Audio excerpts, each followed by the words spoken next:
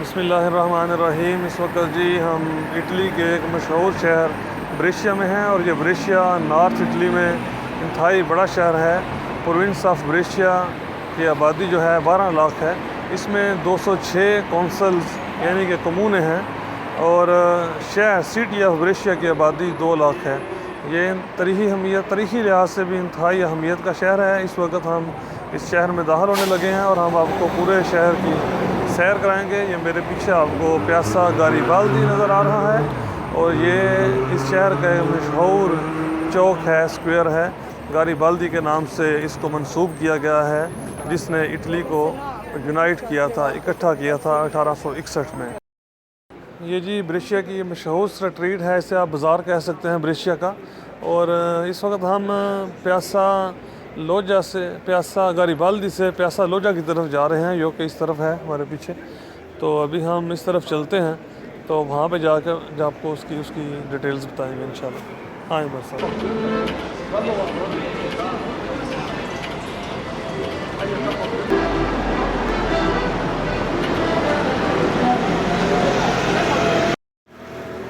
اس وقت جی ہم Brescia centre میں ہیں، اور جو میرے پیچھے آپ کو نظر آ رہے ہیں یہ تورے دیلا پالاتا کہتے ہیں اس کو، اور یہ ایک انتہائی مشہور ٹاور ہے بریشیا شہر میں۔ اس کی بلندی جو ہے 32 میٹر ہے، اور یہ اس کی اہمیت اس لحاظ سے ہے کہ اس کی تعمیر 1254 میں ہوئی، یعنی تقریباً آج سے 800 سال پہلے، اور یہ مختلف قسم کے پتھروں سے بنا ہوا ایک انتہائی خوبصورت ٹاور ہے، اور اس کے اوپر گھڑی لگی ہوئی ہے۔ اور یہ مختلف ادوار میں اس کے مختلف یوزز رہے ہیں، مختلف طریقوں سے استعمال ہوتا رہا ہے۔ یہ ایز اے ایک جیل بھی استعمال ہوا ہے، as a us کمون the Brescia کے لیے، اس کو ایک خزانے کو سنبھالنے کے لیے بھی استعمال کیا جاتا تھا یہ ٹاور، یعنی تیزوریریے کے طور پہ استعمال ہوا ہے۔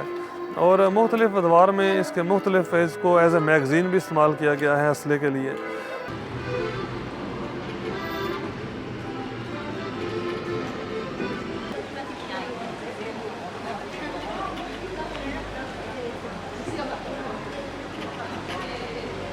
اور یہ پیاسا لوجا ہے، اس کو آپ بریشیا شہر کا دل کہہ سکتے ہیں۔ بریشیا انتہائی تاریخی اہمیت کا حامل ہے۔ اس شہر کی بنیادیں جو ہیں 1200 قبل مسیح میں رکھی گئی، یعنی سے یہ آج سے 3200 سال پہلے اس شہر کی بنیاد رکھی گئی تھی، اور آج یہ ایک جدید شہر ہے۔ اس میں جو جدید شہر کی سہولیات ہیں، میٹرو ہے، ہر چیز یعنی کہ موجود ہے، جس طرح کے دنیا کے ترقی یافتہ ملکوں میں جو کہ ہونی چاہیے۔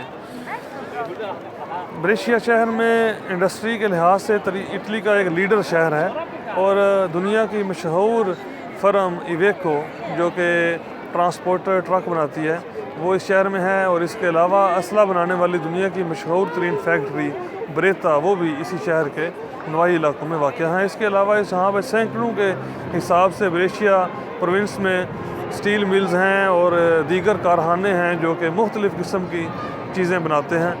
تو اس لحاظ سے یہاں پہ 1990 کے بعد بہت زیادہ غیر ملکیوں کی تعداد بھی آئی، جن میں بریشیا شہر میں رہنے والی سب سے بڑی کمیونٹی جو ہے پاکستان کی ہے۔ یہاں پہ ٹوٹل تقریباً 18% جو ہیں وہ غیر ملکی ہیں، فارنرز ہیں، 36,000 بنتے ہیں۔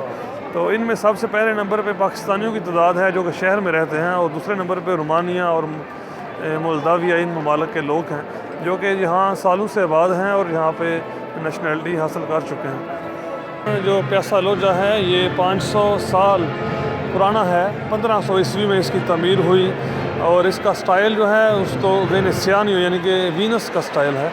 تو بہت خوبصورت سٹائل سے اس کا آرکیٹیکچر بنا ہوا ہے، اور آج یہاں پہ کوئی فیسٹیول لگا ہوا ہے، ویکینڈ بھی ہے، اور کافی زیادہ لوگ جو ہیں سٹی سینٹر میں موجود ہیں۔ یہ میرے پیچھے آپ کو ایک تاریخی گھڑی نظر آ رہی ہے جو کہ ظاہر ہے جب پرانے وقت میں ٹائم اور دوسرا تاریخ اور چاند کے دیکھنے کے لیے بنائی گئی تھی، جو کہ آج بھی دیکھی جا سکتی ہے۔ اس وقت جی ہم بریشیا شہر کی ایک اور مشہور اسکوائر وکٹوریا میں ہیں، پیاسا وکٹوریا اس کو کہتے ہیں، اور یہ پیاسا جو ہے 1932 سے لے کے 1936 تک اس وقت کی فاشسٹ حکومت نے اپنے سٹائل میں ارد گرد کی عمارتوں کو گرا کے یہ نیا پیاسا بنایا تھا، اور یہ شہر کا ایک نیا سینٹر کہہ سکتے ہیں اس کو، آپ کو اس سے آپ کو۔ اور یہ میرے جو پیچھے آپ کو ایک بلڈنگ نظر آ رہی ہے، یہ اس کو तोरियोने कहते हैं, और ये इटली की सबसे बुलंद इमारत थी जब ये बनाई गई थी, और यूरोप के स्काई स्कीपर्स में से पहले स्काई स्कीपर में से एक था। आज तो इतनी बुलंद इमारत नहीं लगती, लेकिन ये 1936 में तमीर की गई थी। और इसके अलावा इसको इस स्क्वायर के इफ्तिताह करने के लिए उस वक़्त के इटली फाशिस्ट इटली के हुक्मरान बेनितो मुसोलिनी खुद आए थे, और उसकी वीडियो भी अभी तक यूट्यूब पे है। ये सारा पैसा जो लोगों से भरा हुआ था। तो ये यहाँ पे बीजू का एक स्टेचू था, जो मेरे राइट साइड पे आपको एक खाली जगह नज़र आ रही है। तो वो स्टेचू फाशिस्ट हुकूमत को रिप्रेजेंट करता था, इसलिए उसको गिरा दिया गया है। और वो स्टेज अभी मौजूद है, जिसके ऊपर खड़े होके उस वक़्त के हुक्मरान ने जब इफ्तिताह करने के लिए आए थे तो उन्होंने स्पीच की थी। अभी हम उसके ऊपर एक खूबसूरत जैसे रिप्रेजेंटेशन के लिए जो स्टेचूज बनाए गए हैं उनको हम आपको दिखाते हैं। ये ब्रेशिया शहर का जो पुराना नाम है ब्रिक्सिया भी है, और ये ब्रिक्सिया नाम उस वक़्त दिया गया जब ब्रेशिया रोमन एम्पायर के नीचे आ गया था, तकरीबन 41 कबल मसीह में, और ये 400 साल तक रोमन एम्पायर के नीचे रहा। उस वक़्त के मोनूमेंट्स हैं यहाँ पे, और उस वक़्त इसको ब्रिक्सिया कहते थे। इसके अलावा इस शहर का निक नेम सोप्रानो में जो है लियोनेसा दी इतालिया कह सकते हैं, यानी कि इटली की शेरनी। ये इसलिए इस शहर को ये नाम दिया गया था, जो कि यहाँ के 10 मशहूर दिन हैं रेजिस्टेंस के, जो कि इन्होंने मज़ाहमत की थी ब्रेशिया शहर ने 10 दिन तक ऑस्ट्रिया से। तो उस यानी कि एक तारीख़ी मज़ाहमत को आज भी यहाँ याद किया जाता है। उन दिनों के नाम से शायरों ने नज़में कही हैं, और बहुत ज़्यादा यानी कि तारीख़ी लिहाज से वो पढ़ाया जाता है। बहादुरी का एक निशान था। उसके बाद इसको लियोनेसा दी इतालिया यानी कि इटली की शेरनी का नाम दिया गया था, और इसी वजह से यहाँ पे आपको मुख्तलिफ़ जगहों पे वो शेरनी की एक फ़ोटो नज़र आएगी मुजस्मे में, और इसीलिए वो इसी को रिप्रेजेंट करती है।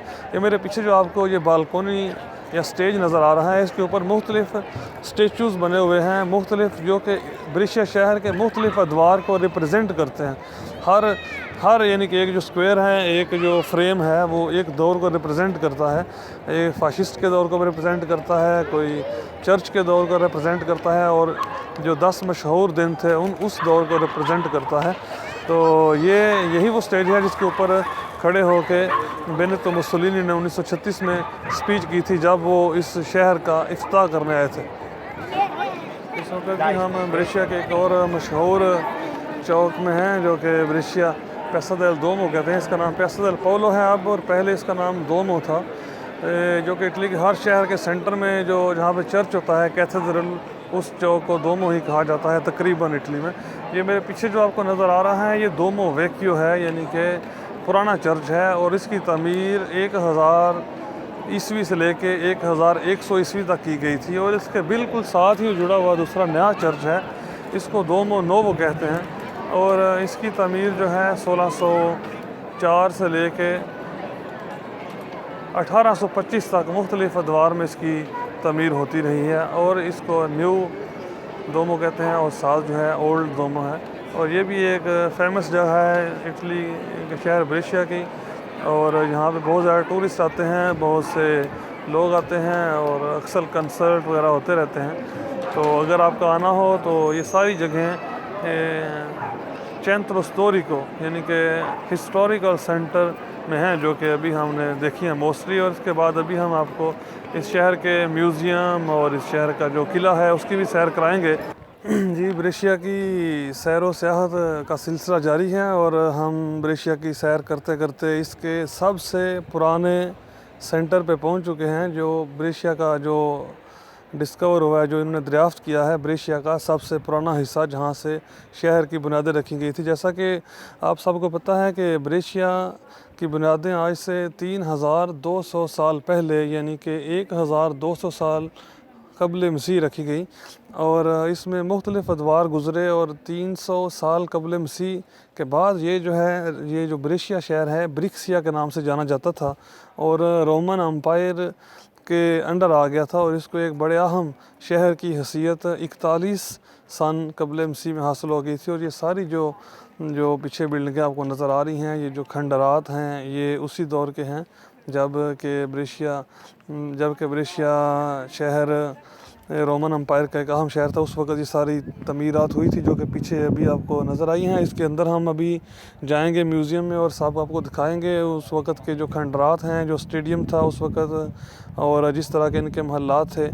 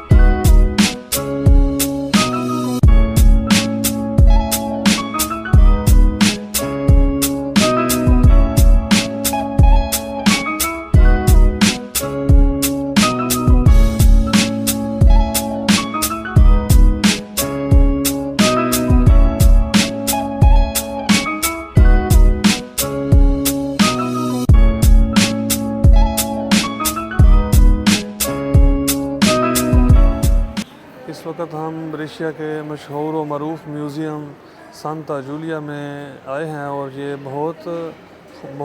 بہت قیمتی اور بہت یعنی کہ جو پرانے جو چیزیں ہیں اس کو اپنے اندر سمائے ہوئے ہیں، اور ہم میوزیم کے اندر داخل ہو چکے ہیں۔ پیچھے اسکرین پہ اس کے بارے میں انٹروڈکشن چل رہی ہے۔ تو یہ بریشیا کا سب سے بڑا میوزیم ہے، اور اگر آپ بریشیا آئیں تو یہ میوزیم لازمی وزٹ کریں۔ اس میں دیکھنے کے لیے بہت سی چیزیں ہیں جو کہ ہم ابھی دیکھتے ہیں، وزٹ کرتے ہیں، اور پھر آپ کے ساتھ بھی شیئر کریں گے انشاءاللہ۔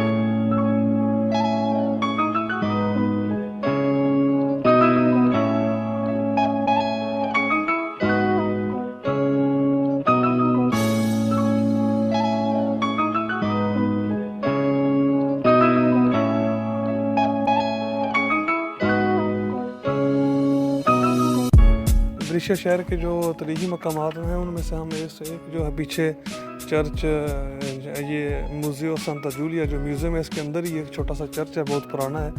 تو تاریخی لحاظ سے جو بریشیا کا یہ سارا حصہ ہے جو پہلے بھی ہم نے دیکھا ہے، اور جو یہی ہے رومن امپائر کا تھیٹر وغیرہ، یہ سب یونیسکو کے انڈر جو قومی ثقافت ہے پوری دنیا کی، اس کے انڈر اس کو شامل کر دیا گیا ہے، جو کہ دیکھنے کے قابل ہے۔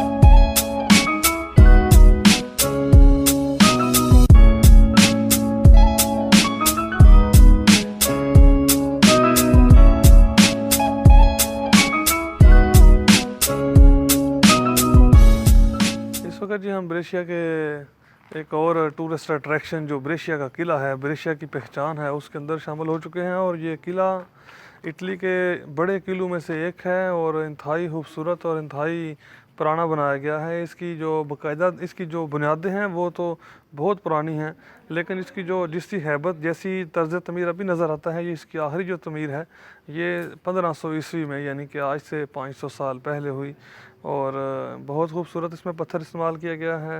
اور اس کے علاوہ اس قلعے کے اندر ایک میوزیم ہے، موزیو دی آر میں، جو کہ ابھی ہم نے وزٹ کیا ہے۔ اور یہ قلعہ جو ہے مختلف ادوار اس کے اوپر گزرے ہیں۔ تو کبھی جب اٹلی اور فرانس اور وینس کی آپس میں جنگیں ہوتی تھی، چونکہ جو بریشیا کا شہر ہے اس کا اتحاد تھا، وینس کے انڈر آتا تھا، لیکن فرانس اور وینس کی کافی جنگیں ہوئیں، کبھی فرانس کے انڈر چلا جاتا تھا، کبھی وینس کے انڈر چلا جاتا تھا۔ تو ہر کوئی اس کو اپنی ضرورت کے مطابق اس قلعے کو استعمال کرتا رہا ہے۔ بہت دفعہ جب اس ناپولین نے اس کے اوپر قبضہ کیا تو اس کو ایک جیل بنا دیا تھا۔ اس کے بعد اس کی باقاعدہ استعمال جو ہے 1859 تک استعمال ہوتا رہا ہے، کبھی جیل کی صورت میں، کبھی قلعے کی صورت میں، کبھی فوجی چھاؤنی کی صورت میں۔ تو یہ بہت دیکھنے کے قابل ہے، اگر آپ بریشیا آئیں تو لازمی وزٹ کریں۔ اور ریسنٹلی اس کا آخری جو بہت اہم جو ایونٹ اس میں ہوا ہے 1904 میں آج سے تقریباً 110 سال پہلے، جب بریشیا شہر کی انڈسٹری کی ایک نمائش لگائی گئی تھی بہت بڑے لیول پہ، تو اس کا افتتاح بریشیا کے بادشاہ ویتوریو ایمانویلے نے ادھر آ کے کیا تھا خود، یعنی کہ بریشیا کا جو بادشاہ آیا تھا اس کا افتتاح کرنے کے لیے آیا تھا۔ تو اس کے بعد جو ہے بہت انڈسٹریل ریولوشن آئی ہے پورے بریشیا زون میں، اور آج بھی انڈسٹری سے بڑا ہوا ہے۔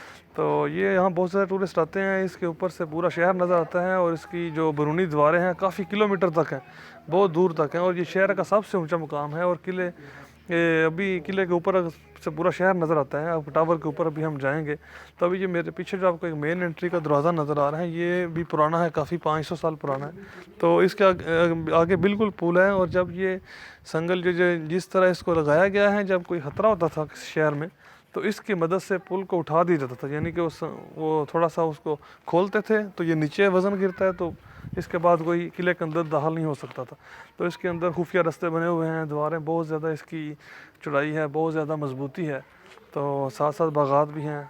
اس وقت جی بریشیا کا وزٹ کرتے کرتے ہم جو قلعہ ہے بریشیا کا سب سے مشہور و معروف قلعہ، اس کے اوپر آئے ہیں، اور اس قلعے کے اندر میوزیم ہے، مسجد العرم ہے جس کو کہتے ہیں۔